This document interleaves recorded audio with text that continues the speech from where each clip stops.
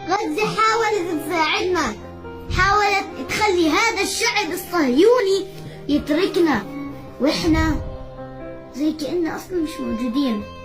ولا حد ساعد، ولا حدا حس بغزة. غزة عم بتموت، عم بيموتوا الناس حاليا، عم تنهد البيوت كلهم عليهم، هم واهاليهم واعمامهم واخوالهم واخوتهم وهم نفسهم.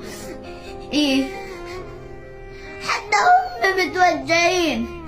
كيف سامعين، كيف سامحين لغزة هيك يصير فيها؟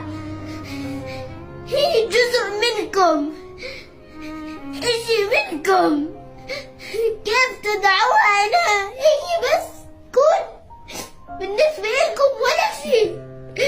لازم تكونوا ايد واحدة مع بعض، كلنا نكون بايد واحدة، نساعد غزة ونحرر فلسطين.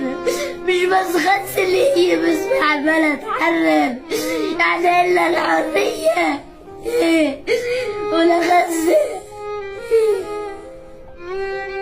ولا كل المدن العربية. احنا نتحرر خلاص.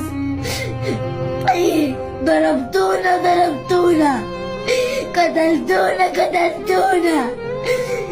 متنا، انضربنا، وحقنا ان احنا نعمل ونساوي.